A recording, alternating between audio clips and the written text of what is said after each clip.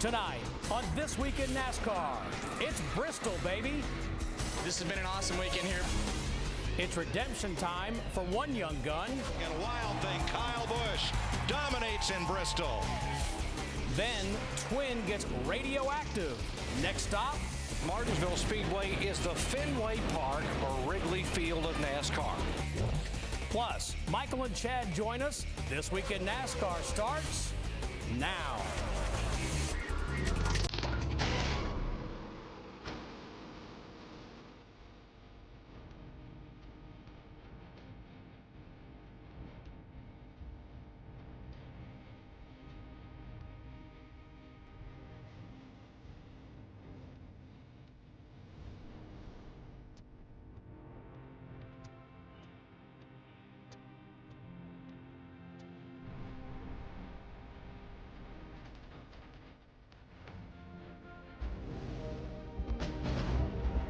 This Week in NASCAR is brought to you by Geico.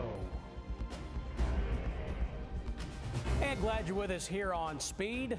Michael Waltrip, the new star of My Name is Earl, Chad Canals, and Steve Burns, glad to be with you. And Michael, it was an exciting day for your race team. Marcus Ambrose had a spectacular day. David Rudiman, solid as well. Well, I just love watching what Marcos did. You know, he was in the top 5 all day, and we had post-practice meetings all weekend long, and both those guys had cars they loved.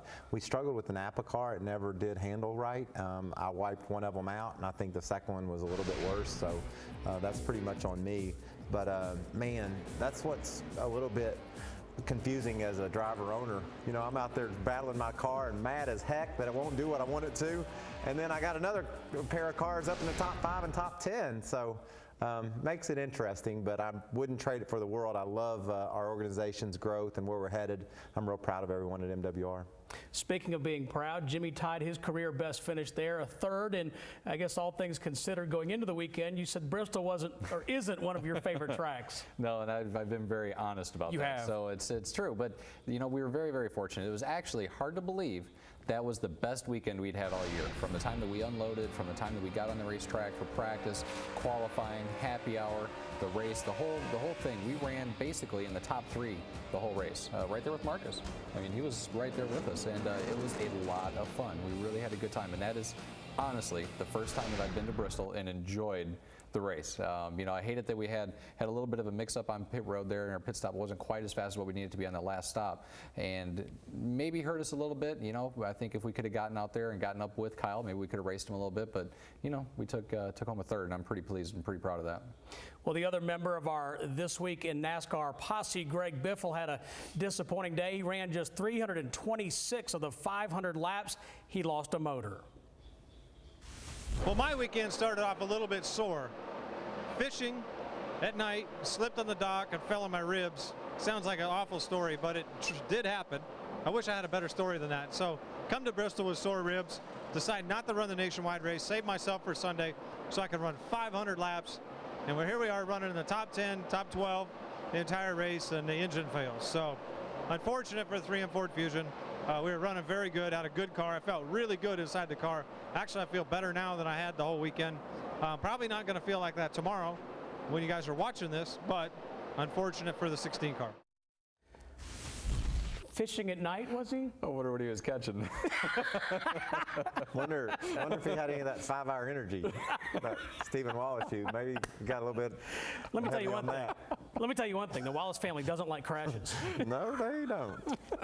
But Chad, as a crew chief, it's got to be a bit of a downer when your driver shows up gimp at Bristol, of all places. You got to think, oh man, this is going to be a tough weekend. Our guy's down. Sure. But they rebounded, had a good car on Sunday, and it broke. Yeah, that's unfortunate. And I think, you know, it's weird. We've had quite an amount of engine failures this year, and something that we haven't seen in the past. And I think a lot of it really has to do with just the fact that we haven't been testing, and the teams aren't able to get these new packages to the racetrack and run miles on them. You know, it's unfortunate for those guys. But you know, like Michael said, you know, when Jimmy showed up at Daytona with a broken wrist wrist a couple of years ago, it's devastating to the team. You just think, what's going to happen? Are we going to be okay? Are we going to be able to bounce back from this? And obviously the Biff is in plenty good shape. Well, the Biff had to know we were going to make fun of him just a little bit. Well, the headline is Kyle Busch. He wins his 14th career race. Pretty amazing stat, guys. He had won 13 races on 13 different kinds of tracks. His first repeat win at Bristol. He's good, man. Yeah, I think y'all better watch him. He might be something. I believe he's got potential to turn into something one day. Michael, what do you think it is that makes Kyle so good at this young? I think that he showed up good, and I think you can't hardly learn this stuff. It's got to come natural to you. I remember the first time we raced at Darlington, he was in Joe Nemechek's 87 car, and we're at Darlington of all places. I'd never even seen the kid. I watched him run a truck, and 5 laps to go, he's running second right ahead of me. And I mean, that's when my Busch stuff was right and couldn't do anything with him. And you can't, think about Marcus Ambrose. Marcus got here and he knew how to drive these cars. You see other drivers from different forms of motor racing come in and they just don't get it and they never get it. Marcos got it right from the start, and we saw yesterday how solid he was all day long. Kyle was the same way. He knew what he was doing from the beginning, and he's just improved from there. It's really fun to watch. Just like if I wasn't out there getting beat by him, it would be a lot funner. But it's cool to see somebody show up and get it, We might have to go to Tom Busch and ask him. His dad. Yeah. The family's undefeated for like a month now. And that's amazing to say at the Cup level. We had a week off in there, but for 4 weeks, no one's beat the Bushes. Let's take a look. I like how you said that, beat the Bushes. That was clever. I'm glad you thought it was clever. I did.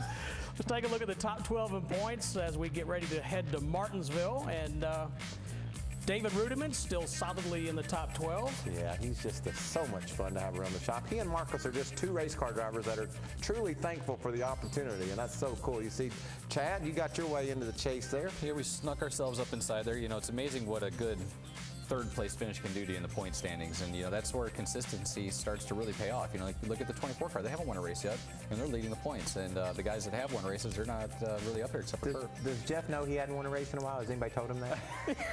I think, pretty sure that happens every week. Somebody reminds them. Well, right after this, we know Bristol can get crowded. Incidents happen with nowhere to go. We'll look at the highlights next. Kyle Busch dominated on Sunday. We'll let you eavesdrop on the best scanner in our Radioactive feature. And later, a look back at drivers scoring their first wins at Martinsville, and that includes that guy, handsome Harry Gant. This Week in NASCAR is brought to you by the auto parts experts at AutoZone. Get in the zone, AutoZone, and by Z-Max, performance you can feel.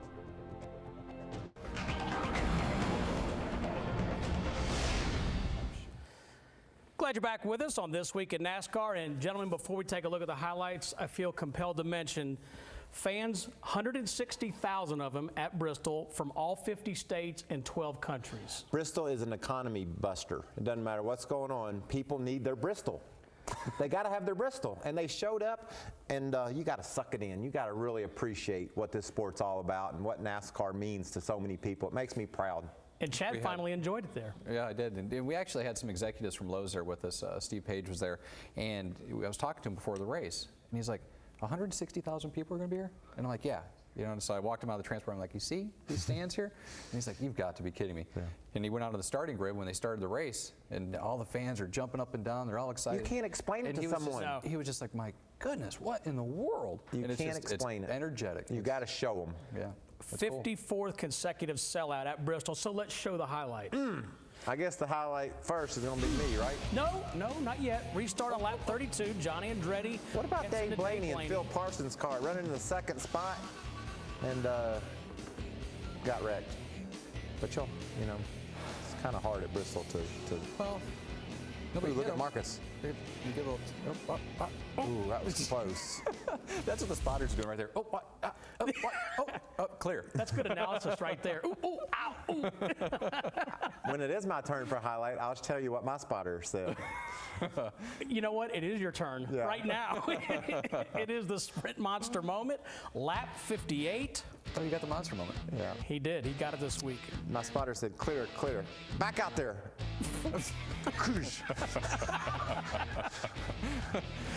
Ty's my spotter, and I trust him, and I count on him. The reason why I trust him, he's my spotter for years, and he never, ever lets me down.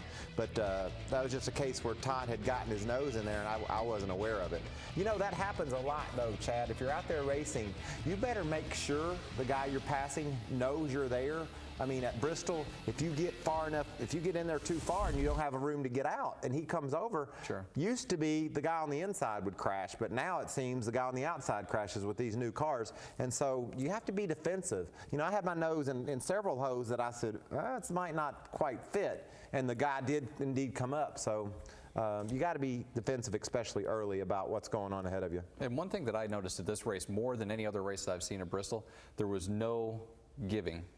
Like, nobody would give you a spot. If you got up on them and you got to the quarter panel to their nose, they weren't going to back off and let you take it. You just say, okay, yeah, well, it's early on, you can have the spot. They were racing you for every single inch you could possibly get on the racetrack. What about the way Travis Quapple raced Kyle Busch? That was incredible. Those guys went at it, and that's the new Bristol. Used to, you caught a guy, if you're faster, you hit him, he was out of the way and it was over. Now, a guy has an option. He can roll up high and keep that momentum and keep his groove going. You see tons more side-by-side racing at Bristol than you've ever seen. Sure. Some of those guys stacked up behind you. Kurt Busch was caught up in that. They had some damage, but they came back and had a decent day. Time now for the Castrol Edge smart move of the race, and this goes to this guy over here. The 48 bunch chooses to stay out early in the race, and you get the lead because of it. Yeah, and quite frankly, here's the reason. If you go back over history, you can see that the cautions fall, and when they typically fall. Now, it has changed a little bit with the new configuration, but the safest place at that racetrack is to be out front, and we want to try to keep the Lowe's Chevrolet out front as long as possible. And then we got blown by here. But there you have it. Hang on to the door numbers. Here we go. Steve, the engineers and the manufacturers, they give all the teams these reports, and it has the history of the race, and it'll say probably between lap 20 and 27 the caution will fly, and then it'll go again at 67. They just take the trends of what's happened over the history of time, and it's almost amazing how well it's able to predict what is going to happen. Your manufacturer does that for you? Yeah, that's part of our gig. Elba, where are you at, Elba? I need to get that report. Does she get that? I don't think I get that report. You don't? We get a cool report. And it also tells you how much the times will fall off, what people do, a pit road strategy. It's about this thick. Now, you mentioned Alba. Can I get a copy of that? I can't work with you on that. That's proprietary. That's Alba Cologne, right? Cologne, correct. Yes, she is our GM representative for the Sprint Cup Series for Chevrolet. Great girl. What kind of shoes are those you got on there? You like those? Those are cool, right? They're kind of like they're patent leather or something. Yeah. You know what? He didn't ask about hair product today, though. No. All right, our next highlight we saw, it was a rough day for Greg Biffle. In fact, a rough day for Roush Fenway. Matt Kenseth hits the wall. There's Jamie McMurray. He got into a car arguing match with Juan Pablo, didn't he? Yes, he did. What was that all about? Juan Pablo just gave him a little, how do you do? I got you. Biffle to the garage, lost a motor. David Reagan ended up 3 laps down in 27th, and Carl Edwards finished on the lead lap 15th. It's hard to explain. How could it be? I was going to ask you to explain it. Matt Kenseth has won there many times. I think that just shows you how setup sensitive the organizations are. You know, you saw Kyle Busch is a great race car driver, won the race. Denny Hamlin right on his bumper had a great car. Gibbs obviously had their package together. Hendrick, you saw Gordon and Johnson and Mark Martin all toward right up in the front racing for the win. So if an organization gets on it, then they can spread it amongst the other cars. And when you miss it, it's spread amongst the other cars as well. Yeah, you could see it. I don't know if they were trying something different collectively or what the deal was, but you could tell from the time they made their first lap on the racetrack, because they were pitted right next to us on pit road, they were working on that. They were changing springs and trailing arms and everything the whole time of practice. What's crazy though is springs and trailing arms and stuff that doesn't seem to affect it. It's like the geometry or however you design your front end to come that weekend, people get on it and They either like it or they don't. What else is crazy? Carl won the night race there last year, right? Yeah. Crazy. Crazy, man. Well, coming up, more crazy Bristol highlights. The weekend didn't go as planned for several big-name drivers, including Kevin Harvick on board with him. David Reagan's 6 car got in a wreck before the race even started. That's trouble. Got a wing for you. We'll put the weekend in focus coming up. Martinsville, always hard on brakes. We'll get Michael and Chad's thoughts on the short track coming up. The Monster Moment has been brought to you by Sprint. For more NASCAR Sprint Cup Series, go to sprint.com/speed. The smart move of the race has been presented by Castrol Edge. Think with your dipstick. Upgrade to new Castrol Edge Advanced Synthetic. Nothing offers better wear and protection. This week in NASCAR is brought to you by Geico. Time now for the picture of the week. Kyle Busch celebrating at the Bristol Motor Speedway. If you want a copy of it, go to the Twin Show page on speedtv.com. Use the link to email us. Put Kyle Busch on the subject line. Be sure to include your shipping address in the email. 1 entry per customer, please. Michael, I met a guy at Trackside on Friday who got the picture of the week for California. Oh, yeah? He said, "Where is it?" I can officially tell him it's in the mail. Yeah, that's right. Did you check? I did. I did. It is in the mail. All right, time for some more highlights. Kevin Harvick, 4 nationwide series wins there, and Chad pointed out in the commercial RCR teams 1, 2, 3 there a year ago, but he blows a tire. The Geico greatest pit crew is the 18 bunch for Kyle Busch after that caution. He comes into the pits leading and leaves the pits leading with about 50 laps to go. How important is that? I mean, you've got to be able to hit on all cylinders, and being on and off pit road is big. It is. It takes every portion of the team to make this stuff happen. It's not just a driver. It's not the crew chief. It's everything, just like what you've always said. That's why there's just much emphasis put on pit crews now and in the training procedures as is for the drivers. Saw David Stremme cutting a tire there. Chad, I know you guys have meetings after the races. Do you know what happened on that last pit stop for you guys? We actually had a big meeting today and we talked about it, and quite honestly, it was in the rear of the car and the hand end and the tire changer. They just got a little bit off cycle, and the wheel cocked on the studs just a little bit, and it slowed those guys down. And it doesn't take much. It only takes just to be off a 1/16 of an inch, and then it blows the whole thing. But we think we've got it corrected. Next highlight, Joey Logano blows an engine with 8 laps to go. That's going to set up. Wow. It's going to set up a green-white checkered. Kyle Busch gets a great jump on the restart. It looked like Denny closed in on him a little bit in 1 and 2, but then Kyle, look at there, just drove off from him through 3 and 4. Look at there. Anybody ever say that? Make you laugh. Look at there. All right, I will. Why does it say satisfying on the side instead of satisfying on that 18 car? Well, I guess I never noticed that. Maybe that could be the question of the week. Do we do that? Want me to call Kyle? Do you have his digits? Yeah, I got him here somewhere. You got him right there. I'll see if I can have that for you guys before we come back for break. There it is, right there. Right over Michael's face is slightly obscuring it. Now there it is. Oh.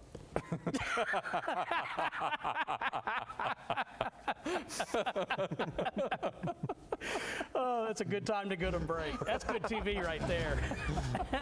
After this, Kurt Busch wasn't too pleased after getting his nose wrinkled. Hear what made him mad in the Radioactive scanner feature next. His brother Kyle, he wasn't happy after the nationwide race on Saturday. We'll be right back. The Greatest Pit Crew has been presented by Geico, where 15 minutes could save you 15% or more on car insurance.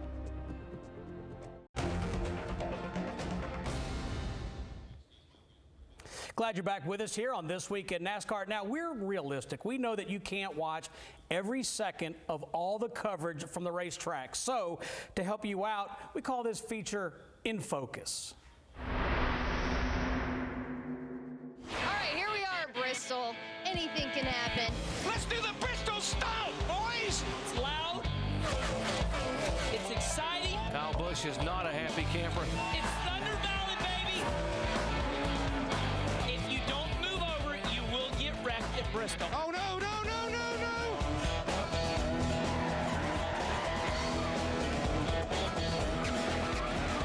Give us a damn race. Sterling Marlin, Columbia, Tennessee. He comes back in a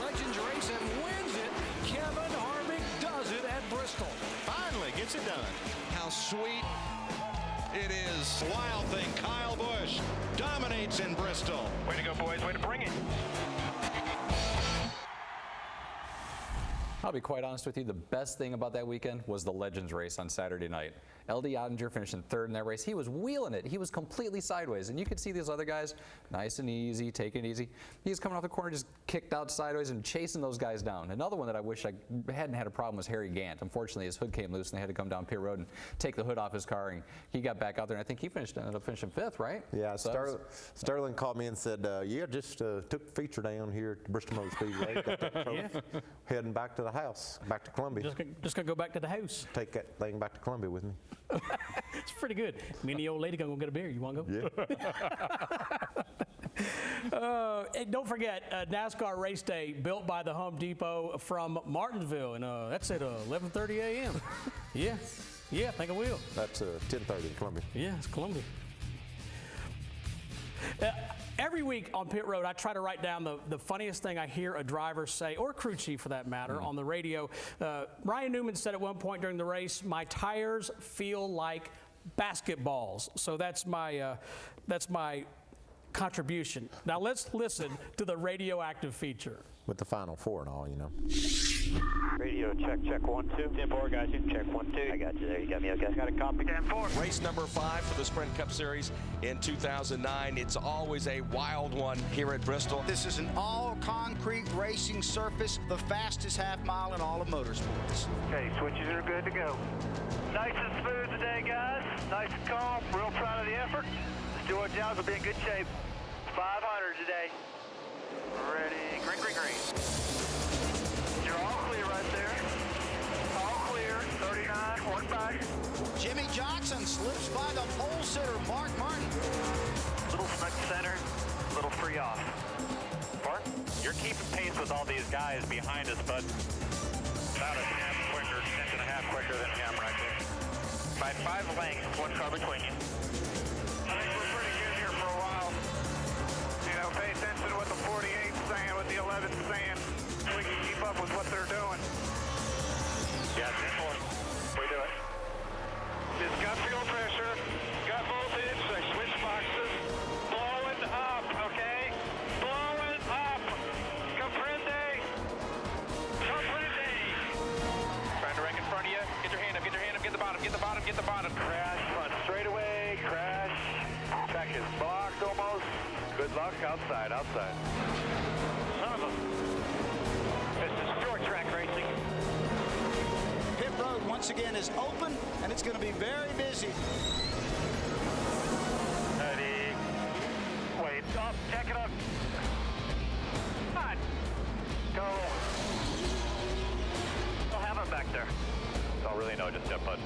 Kyle Busch dominating performance. Kyle Busch rockets out of turn number 4. He'll claim the Food City 500.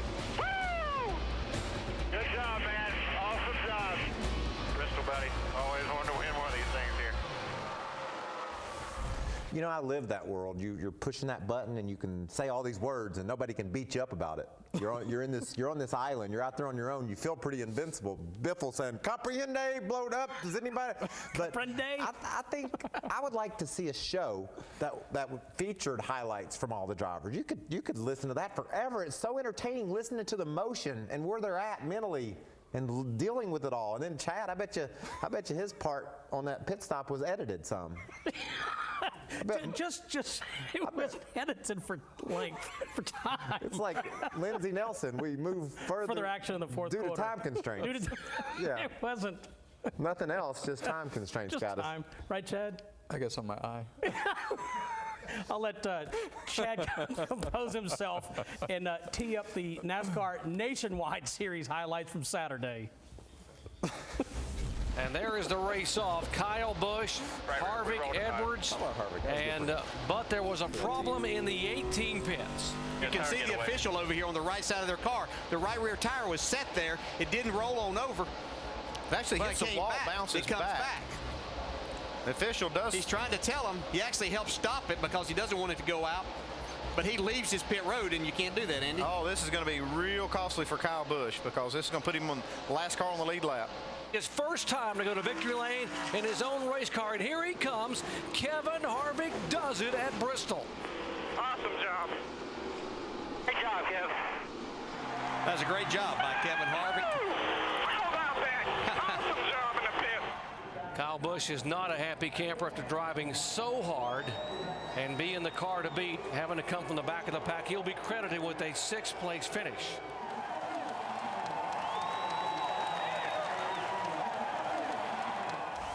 Obviously, congratulations to Kevin and Delane. I mean, that's an incredible feat. You know, it's cool to see these guys build that team up, the Truck Series team, down the Nationwide team, and to get that victory there was great.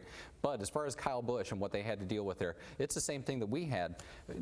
When you're in that pit right there, normally on pit road you've got another pit box behind you. Well, unfortunately, they didn't have a pit box behind him, so as the tire carrier was rolling that tire back to the wall, whoever was supposed to catch that wheel and tire wasn't able to get to it, and he couldn't scoot down pit road to get his hands on it. So it's a tough pit box, and the pickers have to actually adjust quite a bit just to get comfortable to that area.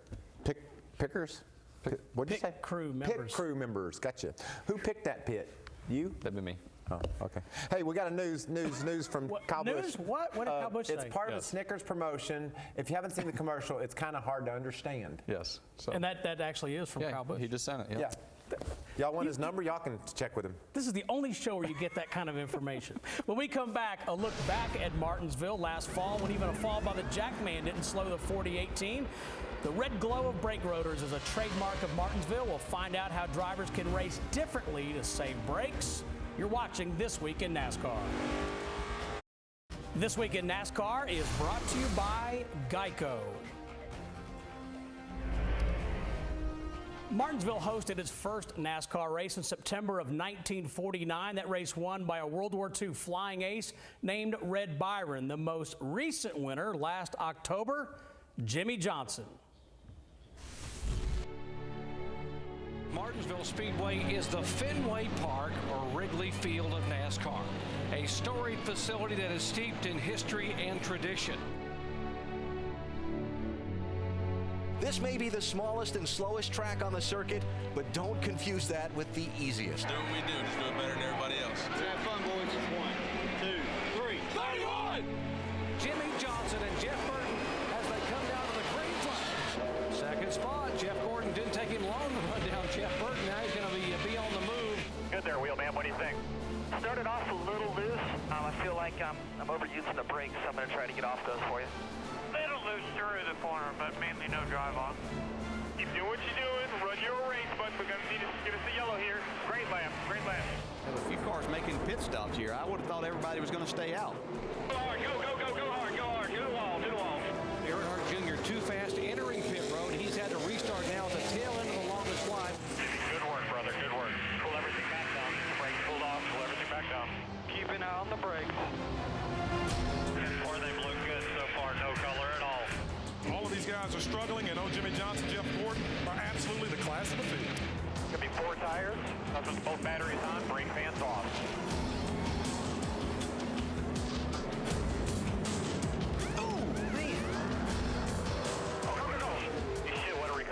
Good job, Kenneth.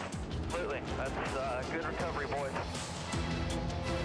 that point in the race, there's just a whole lot less give than there is take. Cars moved up into second place. This is all 1.5 seconds back. Cars a little bit better. It's a little bit too loose off. Still won't roll the center good. I'm not liking it. He's well on his way to that 3rd consecutive championship, which has only been done one other time by Cale Yarborough. Doing great. Doing really good. Jimmy Johnson is so precise with that car, he's going to be almost impossible to beat here these last few laps. Johnson just pulled away at turn 4. Yeah, I think he looked back. He saw Junior easing up on him. What a dominant day for Jimmy Johnson. He's led 7 times for 339 laps. Good job, Jimmy. Yeah, we roll, boys. Excellent performance, gentlemen. That's what you call points race. Getting them all.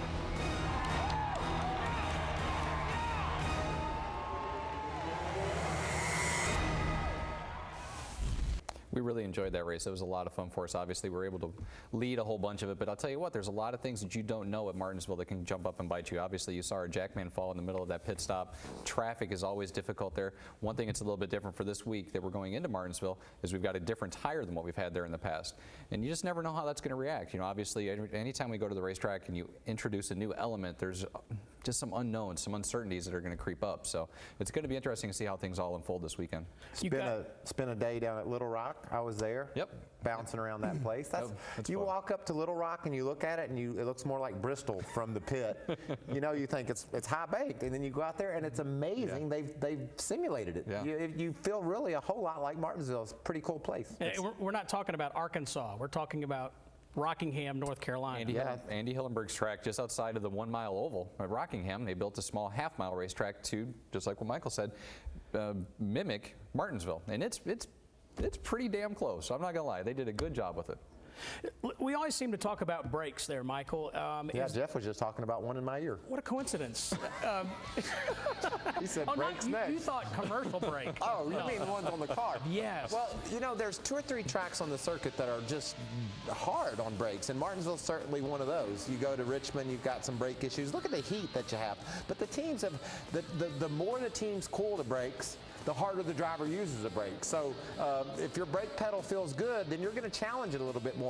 But in order to be fast at Martinsville, I think it's important to use your brakes hard on the initial hit and then get away from the brake pedal and let the car roll through the center. The better the driver can do that, I think the better his lap times is, and then the better it is on the brakes.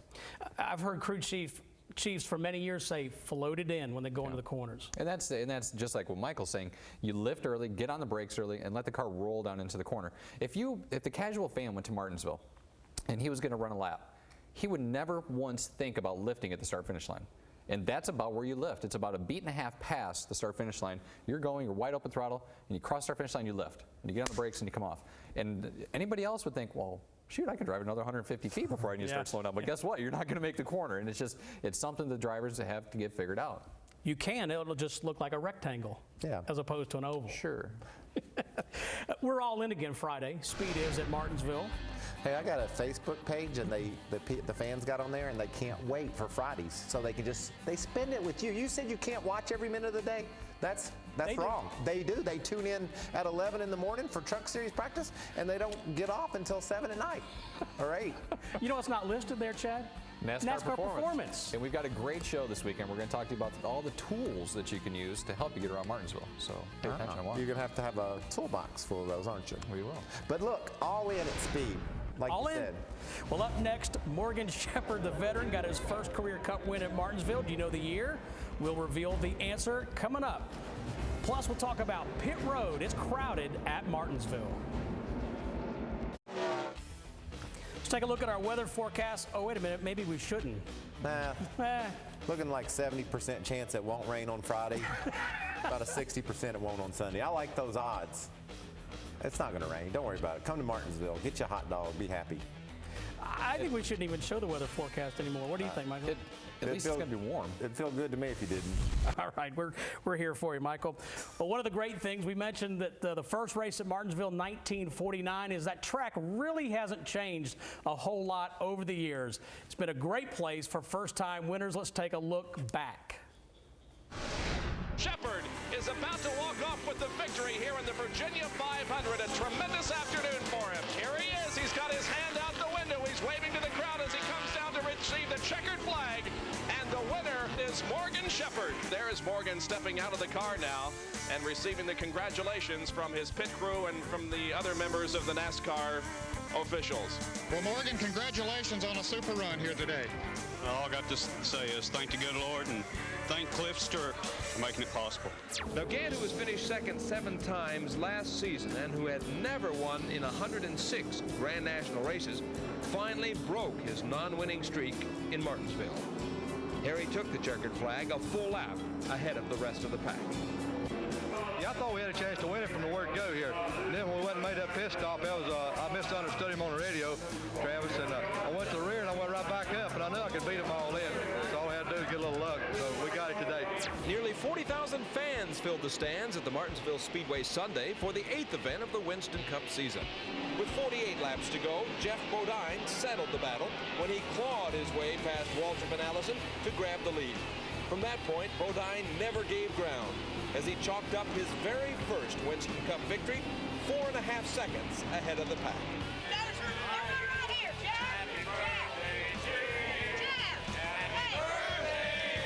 Jarrett to the outside.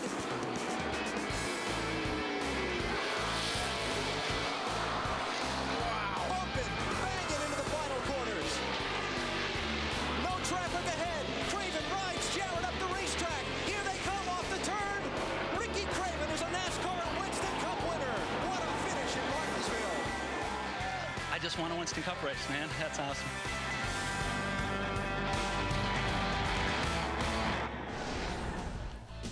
Take a look at the first-time winners at the Martinsville Speedway. Morgan Shepherd, we saw him, great footage back in 1981. And Chad, how about for Hendrick Motorsports? It's hard to believe the first win in 1984. You and that 48 team have already won 40 races yourself. Yeah, it's pretty neat. We're actually in the 25th year of Hendrick Motorsports, so we'd love to be able to go to Martinsville and try to get a victory again, you know, and to kind of celebrate that first initial achievement for Mr. Hendrick. And it's a great racetrack. I mean, look at that footage, side by side, so many people, so many laps, so many big stories. I mean, Harry Gant's car, the right rear corner of the bumper was just completely bent back. You know, I mean, that is real racing that they have there. It's side by side, door slamming. It's a lot of fun. Michael, I love the fact that it is still, I mean, it's a rich part of our history, but that's still on the schedule because it has retained its charm over the years. That's what I love most about my sport. You can go find Richard Petty and ask him what it was like when they first started doing all this crazy stuff in NASCAR. You can go to Martinsville Speedway, a place that the sport started.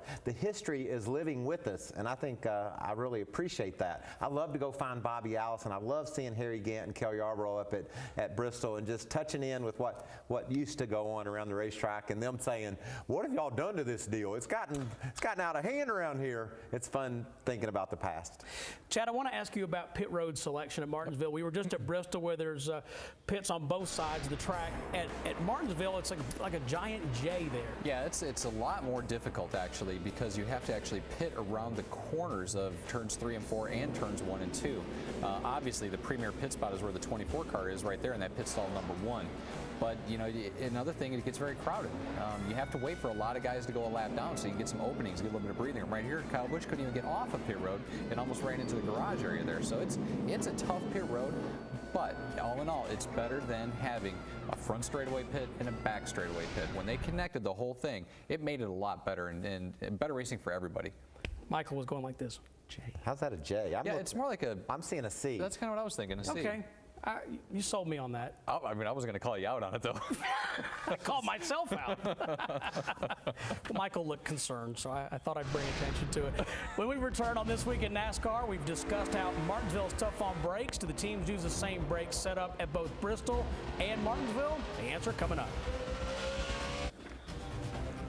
This Week in NASCAR is brought to you by Geico. Let's take a look at the top 35 and owner points. And guys, it's important this week because this is the first week, Martinsville, where the field or the top 35 set by this year's owner points. I think it's awesome to see like a 71 car in there. Those guys, you know, they've come to the racetrack every week, given their hearts out, and you know, see a bunch of road racers come into our sport and actually make it into the top 35. I think it's great for those guys. But when you start to see those guys down below there, that's where it's really going to get tricky. If that weather does turn for this weekend, they don't even get an opportunity to qualify. Yeah, there's a 60% chance that it won't rain though.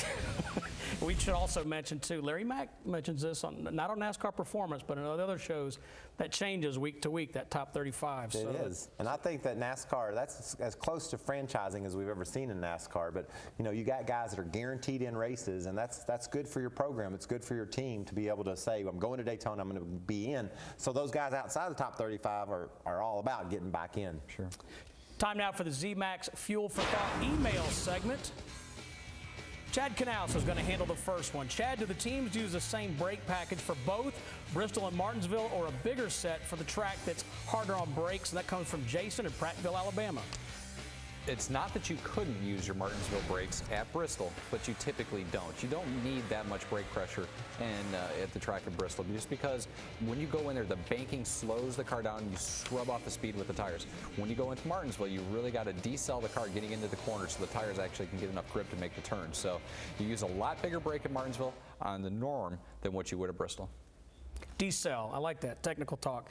Our second question is for Michael. Michael, I see treaded or striped tires in the garage. What are these?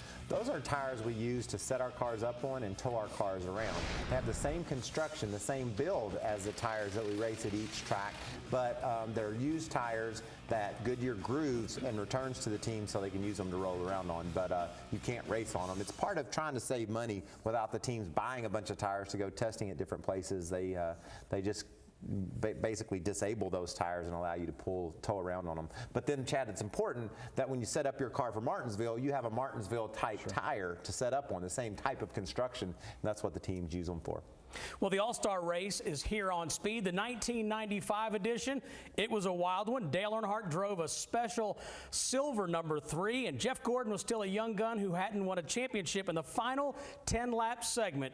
Dale Earnhardt, Darrell Waltrip, and Jeff Gordon went 3 wide down the backstretch, and that just started the fireworks. Here comes the old gray mare on the inside. It's Earnhardt all the way to the bottom. And he gets away with it. Great move. Hart start beating. He's still got to go by No way. Oh, man. I remember on the restart, you know, he drove in Dale's fashion, you know, as deep as you possibly could into turn 3, and it was actually too deep. The car bottomed out, slid up the racetrack. Something's got to give. We're not going to make it. And Jeff was pretty smart. He realized that he was the rock between 2 hard places, so he checked up. And when he did, Earnhardt drove that thing into 3. I drove into 3 up high. He drove in down low, and he never turned. He come up the hill, slammed into me, and knocked me in the wall and just killed both our cars, and made it real easy for Jeff to win that one.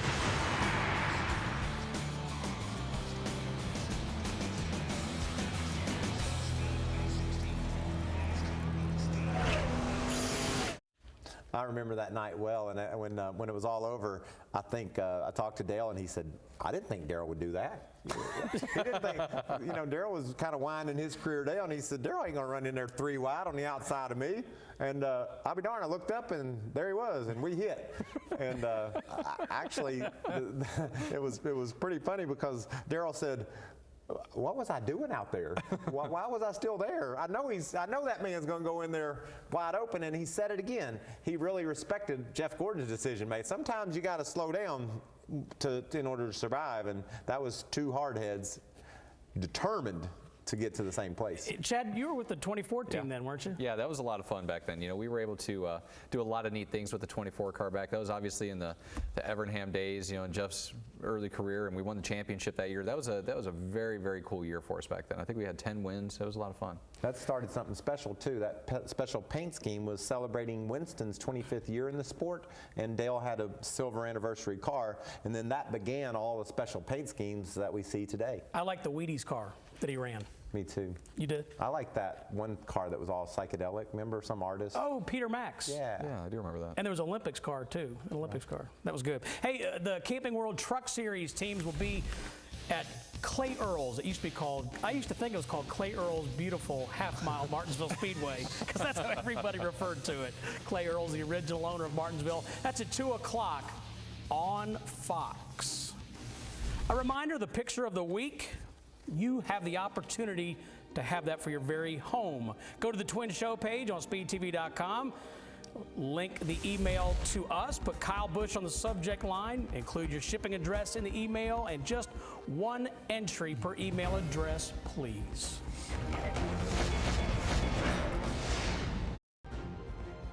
This Week in NASCAR is presented by Geico, where 15 minutes could save you 15% or more on car insurance. And brought to you in part by Ask.com. Get the answers to all your racing questions at Ask.com, the official search engine of NASCAR. Cheat and stand up straight. You got to be.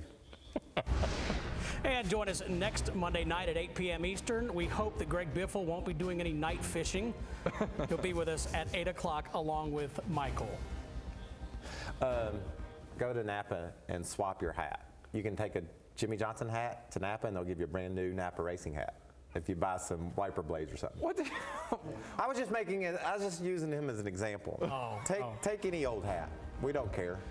We just want to give you a new hat. I'll take my speed hat. Swap it. Well, then then they'll have they'll wear it then. Yeah. Chad? So what if it's like a CarQuest hat? Yeah, take that, they'll burn it. They'll throw that out back.